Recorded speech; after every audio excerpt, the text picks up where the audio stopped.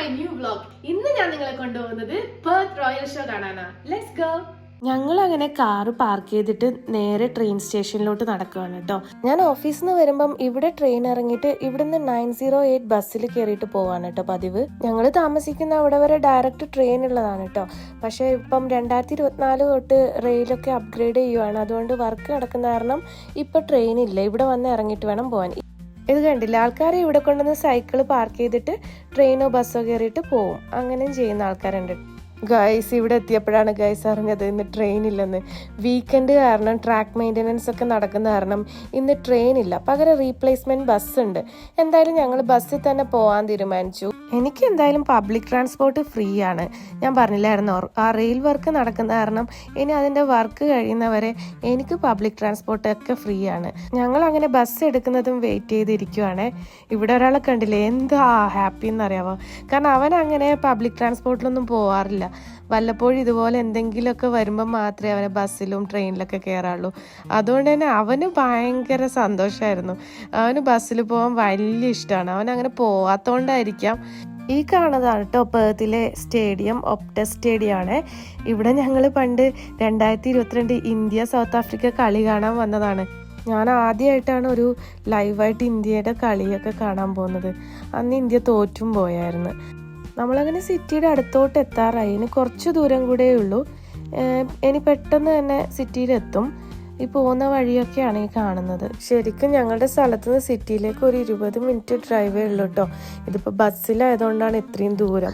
അങ്ങനെ നമ്മൾ ഇവിടെ റെയിൽവേ സ്റ്റേഷൻ്റെ അടുത്ത് ബസ് ഇറങ്ങി. ആ കാണുന്നതാണ്, ഓപ്പോസിറ്റ് കാണുന്നില്ല, ആ ബിൽഡിംഗ് ആണ് പെർത്ത് റെയിൽവേ സ്റ്റേഷൻ കേട്ടോ. ഇവിടുന്ന് നമുക്ക് ട്രെയിൻ കയറിയിട്ട് വേണം പോകാൻ വേണ്ടിയിട്ട്. ശരിക്കും നമുക്ക് വേണമെങ്കിൽ കാർ എടുത്തിട്ട് പോകാവുന്നതേ ഉള്ളൂ. പക്ഷെ പാർക്കിംഗ് ഒക്കെ ഭയങ്കര ബുദ്ധിമുട്ടായിരിക്കും. പാർക്കിംഗ് സ്പേസ് ഒക്കെ കിട്ടാൻ കുറേ നേരം കഷ്ടപ്പെടേണ്ടി വരും. അപ്പോൾ ഏറ്റവും ഈസി ട്രെയിനിന് പോകുന്നത് തന്നെയാണ്. നമ്മൾ പബ്ലിക് ട്രാൻസ്പോർട്ടിൽ കയറാൻ നേരത്ത് സ്മാർട്ട് റൈഡർ യൂസ് ചെയ്യുന്നത് കേട്ടോ. അത് നമ്മൾ എവിടെ ചെല്ലുമ്പോഴും കയറുമ്പോഴും ഇറങ്ങുമ്പോഴും അത് ടാഗിനും ടാഗ് ഔട്ടും ചെയ്യണം. അപ്പോൾ നമ്മുടെ ട്രെയിൻ കിടക്കുന്നത് പ്ലാറ്റ്ഫോം നമ്പർ 6-ലാണ്. നമ്മൾ 5-ലായിരുന്നു വന്നത്.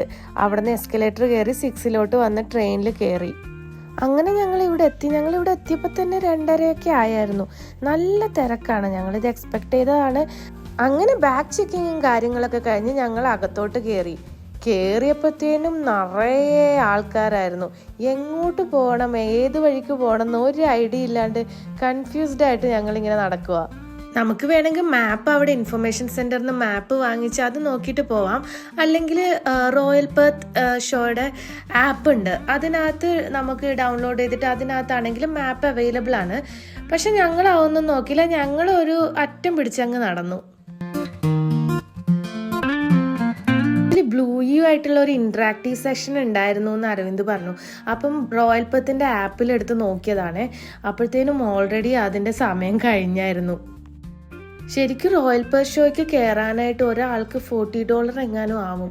ഇപ്രാവശ്യം ഗവൺമെൻറ്റിൻ്റെ സർവീസ് ആപ്പ് ത്രൂ നമ്മൾ ബുക്ക് ചെയ്യുവാണെങ്കിൽ കുട്ടികൾക്കൊക്കെ ഫ്രീ ആണ് ടിക്കറ്റ്. അഡൾട്ട്സിന് ഹാഫ് പ്രൈസ് കൊടുത്താൽ മതി. പലരും ഇത്രയും ക്രൗഡഡ് ആയിട്ടുള്ള ഇവൻറ്റ്സിനൊന്നും വരാൻ താല്പര്യമില്ലാത്ത ആൾക്കാരാണ് കേട്ടോ. പക്ഷെ എനിക്ക് ഭയങ്കര ഇഷ്ടമാണ്. എനിക്ക് ഇത്രയും ആൾക്കാരൊക്കെ ഉള്ള ഇടയിൽ കൂടെ നടക്കാനും ആ ഒരു വൈബും എനിക്ക് ഭയങ്കര ഇഷ്ടമാണ്. ഒരു ലക്ഷ്യമില്ലാണ്ടാണ് നമ്മൾ നടന്നു പോയതെങ്കിലും കൃത്യമായിട്ട് നമ്മൾ കിഡ്സിൻ്റെ റൈഡ്സ് ഒക്കെ ഉള്ള സ്ഥലത്ത് തന്നെ എത്തിപ്പെട്ടു കേട്ടോ. ഇവിടെ കാണുന്ന ഓരോ റൈഡിൽ കയറാൻ വേണ്ടിയിട്ട് നമ്മൾ സെപ്പറേറ്റ് ടിക്കറ്റ് എടുക്കണം എന്നറിയാം. പക്ഷെ എവിടെ നിന്ന് ടിക്കറ്റ് എടുക്കണം എന്നുള്ളത് ഒരു ഐഡിയ ഇല്ല. കാരണം ഭയങ്കര തിരക്കാണ്. എവിടെ നോക്കിയാലും ആൾക്കാരാണ്. ടിക്കറ്റ് കൗണ്ടർ ഒന്നും കാണാനില്ല. അങ്ങനെ ടിക്കറ്റ് കൗണ്ടർ അന്വേഷിച്ച് നടന്ന് ഫൈനലി ഞങ്ങളത് കണ്ടുപിടിച്ചു കേട്ടോ. ടിക്കറ്റ് എടുക്കാനായിട്ടുള്ള ക്യൂ കാണാമായിരുന്നു. ഒരു വലിയ ക്യൂ തന്നെയുണ്ട്. അവിടെ ആണെങ്കിൽ ഒരു ഹാപ്പി അവർ എന്നും പറഞ്ഞിട്ട് ഒരു സംഭവം ഉണ്ടായിരുന്നു. ടിക്കറ്റ് നമുക്ക് 3 മണി തൊട്ട് 4 മണി വരെ. അതിൻ്റെ ഇടയിൽ നമ്മൾ ടിക്കറ്റ് എടുക്കുകയാണെങ്കിൽ നമുക്ക് ഒരു ടിക്കറ്റിന് ഒരു ടിക്കറ്റ് ഫ്രീ ആണ്. ഞങ്ങൾ ക്യൂ നിന്നപ്പോൾ തന്നെ 3:30 ആയിരുന്നു. അപ്പോൾ ആ ഒരു വലിയ ക്യൂ കൂടെ കണ്ടപ്പോൾ ഞങ്ങൾക്ക് മനസ്സിലായി എന്തായാലും ഹാപ്പി അവേഴ്സ് ഞങ്ങൾക്ക് കിട്ടാൻ പോകുന്നില്ല എന്ന്. പക്ഷെ ലക്ക് എന്ന് പറഞ്ഞാൽ മതിയല്ലോ, ഞങ്ങൾ അവിടെ ടിക്കറ്റ് എടുക്കാൻ എത്തിയപ്പോഴത്തേനും 3:59 അങ്ങനെ ഞങ്ങൾക്ക് ഹാപ്പി അവർ കിട്ടി. അവിടെ മൊത്തം 12 റൈഡാണ് ഉള്ളത്. അപ്പം ഞങ്ങൾ 6 ടിക്കറ്റ് എടുത്തു. അപ്പോൾ 6 ടിക്കറ്റ് ഞങ്ങൾക്ക് ഫ്രീ ആയി കിട്ടി. അങ്ങനെ ഞങ്ങൾ ഫസ്റ്റ് റൈഡിൽ കയറി. ഇത് നല്ലൊരു അടിപൊളി റൈഡായിരുന്നു കേട്ടോ. അത് മൊത്തത്തിൽ കറങ്ങും ചെയ്യും. അതല്ലാതെ ഓരോ കുട്ടയുണ്ടല്ലോ, അതിനകത്തൊരു സ്റ്റിയറിംഗ് പോലത്തെ ഒരു സംഭവം ഉണ്ട്, ഒരു ബ്ലാക്ക്. അത് തിരിക്കുകയാണെങ്കിൽ അതും കൂടെ കറങ്ങും. എനിക്ക് സത്യം പറഞ്ഞാൽ ഇത് ഭയങ്കര സിമ്പിളാണ്. കുട്ടികളൊക്കെ ഭയങ്കര സിമ്പിളായിട്ട്, ഡഗ്ഗൊക്കെ ഭയങ്കര ചിരിച്ച് സന്തോഷിച്ചിരിക്കുമായിരുന്നു. അത് കഴിഞ്ഞ ഉടനെ ഞങ്ങൾ ക്യൂ ഒക്കെ നിന്ന് അടുത്ത റൈഡ് കയറി. അടുത്ത റൈഡിൽ കയറാനായിട്ട് ഞാനും കൂടെ കയറാൻ പറ്റുമെന്നൊക്കെ ഓർത്ത് പോയതാണ്. പക്ഷെ അതിനകത്ത് കുട്ടികൾക്ക് മാത്രമേ കയറാനുള്ളൂ. അത് കുട്ടികൾക്ക് മാത്രമുള്ള റൈഡാണ്, കണ്ടാൽ അറിയാമല്ലോ. അപ്പോൾ പിന്നെ ഞങ്ങൾ വെളിയിൽ നിന്നു. അവൻ അതിനകത്ത് കയറ്റിയിരുത്തി. ഡഗുവിൻ്റെ സന്തോഷം കണ്ടില്ലേ, ഓരോ പിള്ളേരും നോക്കി എന്ത് ഹാപ്പി ആയിട്ട് അതിനകത്ത് ഇരിക്കുന്നത്. ഡഗു എങ്ങനെയുണ്ടായി, ഇഷ്ടപ്പെട്ടോ? അങ്ങനെ ബഗ്ഗി റൈഡൊക്കെ കഴിഞ്ഞ് ഞങ്ങൾ അടുത്ത റൈഡിലേക്ക് കയറാനുള്ള ക്യൂവിൽ നിൽക്കുന്നതാണ് ഈ കാണുന്നത് കേട്ടോ. ഈ റൈഡ് അടിപൊളി റൈഡാണ്. നിങ്ങൾ തന്നെ കണ്ടു നോക്ക് എന്താ സംഭവം എന്നുള്ളത്. ഈ റൈഡിന്റെ പേരെന്താണെന്നൊന്നും എനിക്കറിയില്ല. പക്ഷെ ശരിക്കും ഒരു കടലിനകത്ത് ഒരു ബോട്ടിനകത്ത് പോകുമ്പോൾ ഉള്ള ഒരു ഫീലായിരുന്നു. നല്ല അടിപൊളി റൈഡായിരുന്നു. എനിക്ക് ഭയങ്കര ഇഷ്ടപ്പെട്ടായിരുന്നു ഈ റൈഡ്. ഞാൻ കടലിൽ ഇതുവരെ ബോട്ടിൽ പോയിട്ടില്ലെങ്കിൽ നമ്മൾ മൂവിയിലൊക്കെ കാണുമല്ലോ, അതുപോലെ തിരമാല വരുമ്പോഴത്തേനും ബോട്ട് ഇങ്ങനെ പൊങ്ങി വരത്തില്ലേ, അതുപോലെ ആയിരുന്നു കേട്ടോ. അങ്ങനെ ഞങ്ങൾ അടുത്ത റൈഡിൽ കയറി. ഈ റൈഡ് നല്ല സൂപ്പറായിരുന്നു. എല്ലാം അടിപൊളിയായിരുന്നു കേട്ടോ. എല്ലാ റൈഡും നല്ല അടിപൊളി റൈഡായിരുന്നു. ഇതിനകത്ത് കയറിയിട്ട് ഒത്തിരി വലിയ ക്യൂ ആയിരുന്നു. ആ ക്യൂ കഴിഞ്ഞിട്ടാണ് ഞങ്ങൾ ഇതിനകത്ത് കയറിയത്. ഇത് കഴിഞ്ഞപ്പോൾ എനിക്ക് ഒന്നും കൂടെ കയറിയാൽ കൊള്ളാമെന്നുണ്ടായിരുന്നു. അത്രയും അടിപൊളി റൈഡായിരുന്നു. അത് കഴിഞ്ഞ് തൊട്ടിപ്പുറത്ത് ക്രിയേറ്റീവ് ആർട്സ് കണ്ടപ്പോൾ ഞങ്ങൾ ചുമ്മാ അതിനകത്ത് കയറി നോക്കി. നല്ല രസമായിരുന്നു. കുറേ ഐറ്റംസ് ഉണ്ടായിരുന്നു അവിടെ കാണാൻ. കുഞ്ഞുടുപ്പുകൾ, ഡ്രസ്സുകൾ ഒക്കെ ഉണ്ടായിരുന്നു. നല്ല ഭംഗിയായിരുന്നു. കുറേ കാണാനുണ്ടായിരുന്നു. അത് ഞങ്ങൾ കുറച്ചു നേരം അത് കൂടെ ഇറങ്ങി നടന്ന് കണ്ടു. ഈ കാണുന്ന ഫ്ലവേഴ്സൊക്കെ ആൾക്കാരുണ്ടാക്കിയതാണ്. നല്ല ഭംഗിയായിരുന്നു കാണാനായിട്ട്. ഈ കാണുന്നൊക്കെ ഫ്രൂട്ട് കേക്ക്സ് ആണ് കേട്ടോ. ഇതെന്തൊരു കോമ്പറ്റീഷനൊക്കെ ഉണ്ടായിരുന്നു എന്ന് തോന്നുന്നു. കുക്കീസിൻ്റെയും ഫ്രൂട്ട് കേക്ക്സിൻ്റെ ഒക്കെ അതിൻ്റെയൊക്കെ പാർട്ടിസിപ്പേറ്റ് ചെയ്ത ആൾക്കാർ ഉണ്ടാക്കിയ സാധനങ്ങളൊക്കെ ഡിസ്പ്ലേ ചെയ്തേക്കുന്നത്. ഇത് കണ്ടില്ലേ, കേക്കും ഈ പറഞ്ഞ പോലെ അവിടെ എഴുതി വെച്ചേക്കുന്നുണ്ടല്ലേ, വിൻ ചെയ്തേക്കുന്നതാണ് ലോബ്സ്റ്റർ കേക്ക്. അങ്ങനെ കുറേ നല്ല വെറൈറ്റി കേക്ക്സ് ഒക്കെ അവിടെ ഡിസ്പ്ലേ ചെയ്ത് വെച്ചേക്കുന്നത് കാണാൻ നല്ല രസമായിരുന്നു. ഇതൊക്കെ കോമ്പറ്റീഷനിൽ ആൾക്കാർ പാർട്ടിസിപ്പേറ്റ് ചെയ്തിട്ട് ഉണ്ടാക്കിയ കേക്കൊക്കെ ആട്ടോ ഈ കാണുന്നതൊക്കെ. അങ്ങനെ ഞങ്ങൾ അവിടുത്തെ കാഴ്ചകളൊക്കെ കണ്ട് പതുക്കെ ഇറങ്ങി നടന്നപ്പോൾ തന്നെ റൈറ്റ് സൈഡിലായിട്ട് ഫുഡ് ട്രക്ക് കണ്ടു. സത്യം പറഞ്ഞാൽ വിശപ്പൊന്നും ഇല്ലായിരുന്നു. എന്നാൽ എന്താണെന്നറിയില്ല, ഫുഡ് ട്രക്സ് കണ്ടു കഴിഞ്ഞാൽ അറിയാണ്ട് അട്രാക്റ്റ് ആയിപ്പോവും. അങ്ങനെ ഞങ്ങൾ അങ്ങോട്ട് ചുമ്മാ ഒന്ന് കയറാന്ന് പറഞ്ഞിട്ട് കയറി നോക്കുകയാണേ. ഇവിടുത്തെ സെറ്റപ്പ് അടിപൊളിയായിരുന്നു കേട്ടോ. ഞങ്ങൾക്ക് ഇഷ്ടപ്പെട്ടു. അവിടെ നിന്ന് കഴിക്കാനും ഒക്കെ ഉള്ള സംഭവങ്ങളൊക്കെ ഉണ്ടാക്കി വെച്ചിട്ടുണ്ട്. നല്ല രസമുണ്ട് കാണാനായിട്ട്. പിന്നെ ആണെങ്കിൽ ബാക്ക്ഗ്രൗണ്ടിൽ ചെറുതായിട്ട് നമുക്ക് മ്യൂസിക്കും ഒക്കെ ഇട്ടിട്ട് നല്ല രസമായിരുന്നു. നല്ലൊരു ആംബിയൻസ് ആയിരുന്നു. എന്നെ ബബിൾ ട്രീ ഒക്കെ എന്നെ ഇങ്ങനെ മാടി വിളിക്കുന്നുണ്ടായിരുന്നു. പക്ഷെ ഞാൻ കൺട്രോൾ ചെയ്ത് നിന്ന്. ഫുഡ് ട്രക്കിൻ്റെ അവിടെ നിൽക്കുമ്പോഴത്തേനും എവിടുന്നോ ബാൻഡ് വായിക്കുന്ന ഭയങ്കരമായിട്ട് ശബ്ദം കേൾക്കായിരുന്നേ. കുറച്ച് കഴിഞ്ഞ് നോക്കിയപ്പോൾ തൊട്ടടുത്ത് തന്നെ കുറേ ആൾക്കാർ അതും കേട്ടോണ്ടിരിക്കും കാണാം. ദേ ഒരാൾ അവിടെ നിന്ന് ഒരു സോണിക് ഹാറ്റ് വാങ്ങിച്ചായിരുന്നു. അതിനകത്ത് അരവിന്ദ് കളിച്ചോണ്ടിരിക്കുന്ന ഈ കാണുന്നത്. കുറച്ചപ്പുറത്ത് പോയപ്പോഴത്തേനും ഭയങ്കര തിരക്ക്. ആൾക്കാരൊക്കെ ഒരു സ്ഥലത്തോട്ട് ഇടിച്ചു കയറി പോകുന്നു. അപ്പൊ എന്താ സംഭവം എന്ന് അറിയാൻ ഞങ്ങൾ കയറി നോക്കിയപ്പോഴാണ് മനസ്സിലായ ഫുഡ് സ്റ്റോളാണ്. പല വെറൈറ്റി ഫുഡുകൾ, ഒത്തിരി ഓപ്ഷൻസ് ഉണ്ട്. പല രാജ്യത്തെ ഫുഡിന്റെ വീഡിയോ ഒന്നും വിചാരിക്കുന്ന പോലെ എടുക്കാനൊന്നും പറ്റിയില്ല കേട്ടോ. കാരണം എല്ലാ സ്റ്റോളിന്റെ മുന്നിലും ഒത്തിരി ആൾക്കാരുണ്ട്. കുറച്ചെങ്കിലും തിരക്കില്ലാത്ത സ്ഥലത്തൊക്കെ പോയി നോക്കുന്നത്. പല രാജ്യത്തെ ഫുഡുകൾ ഉണ്ടായിരുന്നു. ഐസ്ക്രീംസ് ഉണ്ടായിരുന്നു, കുക്കീസ്, കപ്പ് കേക്ക്സ് എന്ന് പറയേണ്ട കുറേ ഓപ്ഷൻസ് ഉണ്ടായിരുന്നു ഇവിടെ. ഞങ്ങൾക്കാണെങ്കിൽ വലിയ കാര്യമായിട്ട് വിശപ്പും ഇല്ലായിരുന്നു. ഇതൊക്കെ കാണുമ്പോൾ വാങ്ങിച്ച് കഴിക്കാനും തോന്നും. വല്ലാത്തൊരവസ്ഥയിലായിരുന്നു. കഴിക്കുന്നതിൻ്റെ മാത്രമല്ല കേട്ടോ, ഇവൻ നമുക്ക് കഴിക്കണ്ടെങ്കിലും നമുക്ക് ഇത് കൂടെ നടക്കുമ്പം ഇങ്ങനെ ഫുഡൊക്കെ ഇങ്ങനെ ഡിസ്പ്ലേ ചെയ്ത് വെച്ച് കാണാൻ തന്നെ നല്ല രസമായിരുന്നു. അങ്ങനെ കാഴ്ചകൾ കണ്ട് ഞങ്ങൾ നടന്നു അത് കൂടെ. ഈ കാണുന്നത് മൊറോക്കൻ ഫുഡാട്ടോ. കുക്കീസൊക്കെ കണ്ടില്ല, ഓൾറെഡി കുറേ തീർന്നു. കണ്ടാൽ തന്നെ അറിയാം നല്ല ടേസ്റ്റ് ഉണ്ടാവുമെന്ന്.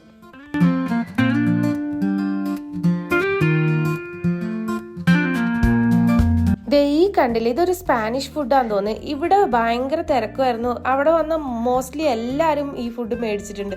സ്പാനിഷ് മീറ്റ് ബോളോ അങ്ങനെ എന്തോ സംഭവം തോന്നുന്നു. ഇവിടെ എത്തിയപ്പോൾ ഒന്നും കൺട്രോൾ ചെയ്യാൻ പറ്റില്ല. ഞങ്ങൾ സ്ട്രോബെറി ഡ്രിസൽസ് വാങ്ങാമെന്ന് വിചാരിച്ചു. എന്തൊരു ടേസ്റ്റ് ആയിരുന്നു അറിയോ, അടിപൊളിയായിരുന്നു. കണ്ടില്ലേ, ആ പുള്ളി സ്ട്രോബെറി എടുത്ത് അതിനകത്തോട്ട് ചോക്ലേറ്റ് ഒഴിക്കുന്ന കാണുമ്പോൾ തന്നെ വാങ്ങിച്ച് കഴിക്കാൻ തോന്നില്ലേ. എന്തൊരു അട്രാക്റ്റീവ് ആണല്ലേ. നല്ല അടിപൊളിയായിരുന്നു, ഒന്നും പറയാനില്ല. നല്ല അടിപൊളി ടേസ്റ്റ് ആയിരുന്നു. അങ്ങനെ അവിടെ നിന്ന് അത് വാങ്ങിച്ചിട്ട് ഞങ്ങൾ ഇത്തിരി മാറി നിന്ന് കഴിക്കാമെന്ന് വിചാരിച്ചു. ഞങ്ങൾക്ക് 3 പേർക്കും കൂടെ കഴിക്കാൻ വേണ്ടി 2 ഫോർക്കും കൂടെ മേടിച്ച് അവിടുന്ന് ഞങ്ങൾ മാറി നിന്നു. എന്നിട്ട് വേഗം പോയി കഴിക്കാനുള്ള ധൃതിയായിരുന്നു. എൻ്റെ മൊത്തം സന്തോഷം കണ്ടില്ലേ. അങ്ങനെ ആദ്യം തന്നെ ഡഗ്ഗുവിന് ടേസ്റ്റ് ചെയ്യാൻ കൊടുത്തു കേട്ടോ. അവന് സ്ട്രോബെറി ഒന്നാമതേ ഇഷ്ടമാണ്, ചോക്ലേറ്റും ഇഷ്ടമാണ്. അപ്പോൾ പിന്നെ പറയണ്ടല്ലോ, ഇഷ്ടപ്പെടാണ്ടിരിക്കുമോ? കണ്ടില്ലേ പറയുന്നത് അടിപൊളിയാണെന്ന്. പിന്നെ എൻ്റെ ടേണായിരുന്നു. ഞാൻ കഴിച്ചു നോക്കി, എനിക്കും ഭയങ്കര ഇഷ്ടപ്പെട്ടു. നല്ലായിരുന്നു. ഞാൻ ഓൾറെഡി പറഞ്ഞല്ലോ നല്ല സൂപ്പറായിരുന്നു എന്ന്. ഡഗ്ഗു ആണെങ്കിൽ ആ ഒരു ഹാറ്റ് കിട്ടിയതിൻ്റെ സന്തോഷത്തിലാണ്. അതിനകത്ത് ലൈറ്റ് ഉണ്ട്, ചെവിയൊക്കെ അനങ്ങും, അതെങ്കിലും കളിച്ചുകൊണ്ടിരിക്കുകയാണ്. നല്ല രസമായിരുന്നു. എനിക്ക് ആ ഹാറ്റ് ഭയങ്കര ഇഷ്ടപ്പെട്ടു. നല്ല ക്യൂട്ട് ഹാറ്റായിരുന്നു. അത് കഴിഞ്ഞിട്ട് ഞങ്ങൾ കയറിയതൊരു എക്സിബിഷൻ ഹാളായിരുന്നു കേട്ടോ. സത്യം പറഞ്ഞു അവിടെ കണ്ടില്ലേ ലിക്കർ, എല്ലാ സാധനങ്ങളും വിൽക്കും. എൻ്റെ ദൈവമേ, എന്തോരം സാധനങ്ങളായിരുന്നു. കൺഫ്യൂഷനാവും. പണ്ട് നമ്മൾ എറണാകുളത്തൊക്കെ എക്സിബിഷന് പോകത്തില്ലേ, ആ ഒരു ഫീലായിരുന്നു അതിനകത്ത് കയറിയപ്പോൾ. ദേ ആ കാണുന്നതൊക്കെ ചോക്ലേറ്റ്സ് ആണ് കേട്ടോ, പല വെറൈറ്റി ചോക്ലേറ്റ്സ്.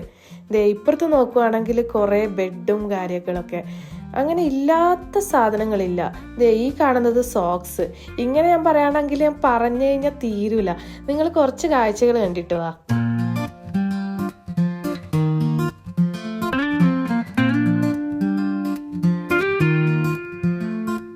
ദേ ഇത് കണ്ടോ, ഹെയർ ബ്രീഡിങ് ആണ്. ചെറിയ കുഞ്ഞു കുട്ടികളുടെ തലയിൽ ചെയ്തു കൊടുക്കുന്ന നോക്കിയേ, എന്ത് ക്യൂട്ടാ. ഇത്രയും നേരം ഇരുന്ന് ക്ഷമയോടെ ഇരിക്കണം, പിള്ളേർ ഇരുന്ന് കൊടുക്കും കേട്ടോ.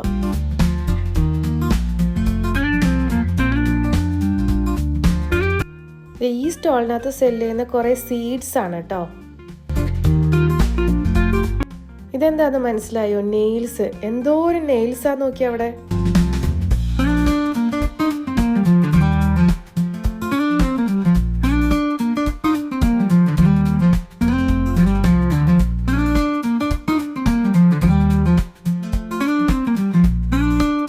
ഇതെന്താന്ന് മനസ്സിലായി. ഇത് ഭയങ്കര ഇൻട്രസ്റ്റിംഗ് ആയിട്ട് എനിക്ക് തോന്നി. പല്ലിനകത്ത് ഗ്ലിറ്റ് പോലത്തെ ഒരു സാധനം വെക്കുന്നത്.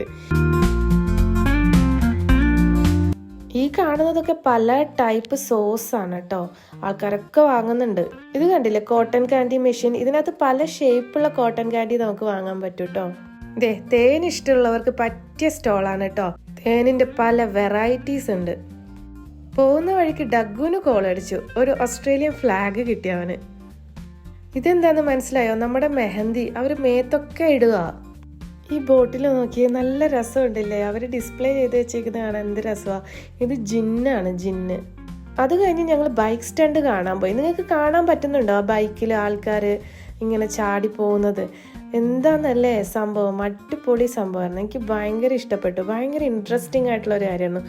ബൈ സ്റ്റാൻഡൊക്കെ കഴിഞ്ഞിട്ട് ഞങ്ങൾ ഡഗ്ഗുവിന് വേണ്ടി ഒരു ഷോ ബാഗ് വാങ്ങാൻ വേണ്ടി വന്നത്. ഇവിടെ ഷോ ബാഗ് എന്ന് പറഞ്ഞിട്ടൊരു സംഭവമുണ്ട്. ഇത് കണ്ടില്ലേ, ഇവിടെ ഓരോരോ ഐറ്റംസ് അവിടെ ഇങ്ങനെ ചിലപ്പോൾ ചോക്ലേറ്റ്സ് ആയിരിക്കും, കുറേ ചോക്ലേറ്റ്സ് ഉണ്ടാവും, അല്ലെങ്കിൽ കുറേ ബാഗ്, ബോട്ടിൽ, കുറച്ച് ടോയ്സ്, അങ്ങനെ ഓരോന്നത്തിന് നമുക്കിങ്ങനെ അവിടെ വെച്ചേക്കുന്ന ഓരോ സംഭവത്തിനും പൈസ കൊടുത്തിട്ടുണ്ട്.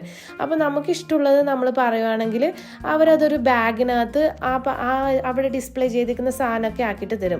ഡഗ്ഗുന് സോണിക് പ്രാന്താണല്ലോ, അതുകൊണ്ട് ഞങ്ങൾ സോണിക് ഷോ ബാഗാണ് അവന് മേടിച്ചത്. അതിനകത്തൊരു ബാഗും പിന്നെ ഒരു വാട്ടർ ബോട്ടിലും 2-3 ടോയ്സും സ്റ്റിക്കറൊക്കെ ഉണ്ടായിരുന്നു. $35 ആയിട്ടോ ആ ഷോ ബാഗിന്. അത് കഴിഞ്ഞിട്ട് നമ്മൾ വല്ലതും കുടിക്കാന്ന് ഓർത്തിട്ട് ഇരുന്നപ്പോഴത്തേന് ഞാൻ വാങ്ങിച്ചേക്കുന്നത് കണ്ടില്ലേ, മിനിയൻസിന്റെ ബോട്ടിലാണ്. ആരായിരിക്കും ചൂസ് ചെയ്തതെന്ന് പറയണ്ടല്ലോ. അതെ, ഡഗ്ഗു തന്നെയാണ് അത് ചൂസ് ചെയ്തത്. അവന് മിനിയൻസിൻ്റെ ബോട്ടിൽ തന്നെ വേണമെന്ന് പറഞ്ഞു. അങ്ങനെ ഞാനിത്തിരി സ്ട്രോബെറിയും പിന്നെ ലെമനേഡും മിക്സ് ചെയ്തെടുത്തു കേട്ടോ. അത്യാവശ്യം നല്ല ക്വാണ്ടിറ്റി തന്നെ ഉണ്ടായിരുന്നു. അത് മൊത്തം കുടിച്ച് തീർക്കാനൊന്നും പറ്റിയില്ല. ബാക്കി ഞാൻ വീട്ടിലോട്ട് എടുത്തായിരുന്നു. അത്ര ഉണ്ടായിരുന്നു. വീട്ടിൽ കൊണ്ടുവന്നിട്ടും പിന്നെ കുടിച്ചൊന്നുമില്ല. അതെടുത്ത് അവസാനം കളയേണ്ടി വന്നു. മൊത്തം കുടിക്കാൻ പറ്റിയില്ല. ഭയങ്കര തണുപ്പായിരുന്നു. പിന്നെ അന്നത്തെ ദിവസം രാത്രിയിലാണെങ്കിൽ അത്യാവശ്യം നല്ല തണുപ്പൊക്കെ ഉണ്ടായിരുന്നു. പിന്നെ ഇത് ഭയങ്കര തണുപ്പുള്ളതുകൊണ്ട് തന്നെ അരവിന്ദിനും കൊച്ചിനും കൊടുക്കാൻ പറ്റിയില്ല. ഞാൻ തന്നെ പറ്റുന്നത്രയും കുടിച്ചു. അങ്ങനെ അവിടുന്ന് ജ്യൂസൊക്കെ മേടിച്ച് ഞങ്ങൾ നേരെ ചെയർ ലിഫ്റ്റ് കയറാനുള്ള പരിപാടിക്ക് പോയി. ചെയർ ലിഫ്റ്റ് കയറാനായിട്ട് അത്യാവശ്യം കുഴപ്പമില്ലാത്ത ക്യൂ ഉണ്ടായിരുന്നു. ക്യൂ ഒക്കെ നിന്ന് അതിനകത്ത് കയറി. നല്ല അടിപൊളി രസമുള്ള ഒരു സംഭവമായിരുന്നു കേട്ടോ ചെയർ ലിഫ്റ്റ്. ആ മോളിൽ നിന്നുള്ള വ്യൂ ഒരു പ്രത്യേക ഭംഗി തന്നെയായിരുന്നു. ഞങ്ങൾ ഈ സൈഡിൽ നിന്ന് ഞാൻ ആദ്യം ഓർത്ത് അപ്പുറത്തെ സൈഡിൽ പോയി തിരിച്ചു വരുന്നു. പക്ഷെ തിരിച്ചു വരില്ലായിരുന്നു. നമ്മളെ അപ്പുറത്തെ സൈഡിൽ എത്തുമ്പോൾ അവിടെ ഇറക്കി വിടും. ഈ കാണുന്നത് കണ്ടില്ലേ, ഇവിടെയാണ് അഡൾട്ട്സിനുള്ള റൈഡ് മൊത്തം അറേഞ്ച് ചെയ്തേക്കുന്നത്. എന്നാൽ പിന്നെ ഞങ്ങൾ അവിടെ ഇറങ്ങി അതിനകത്ത് കയറി എന്താ സംഭവം എന്നൊക്കെ കാണാമെന്ന് വിചാരിച്ച് ചെയർ ലിഫ്റ്റ് അവിടെ ഇറങ്ങി നേരെ അഡൽട്സ് റൈഡൊക്കെ ഉള്ള സ്ഥലത്തോട്ടേക്ക് പോയി.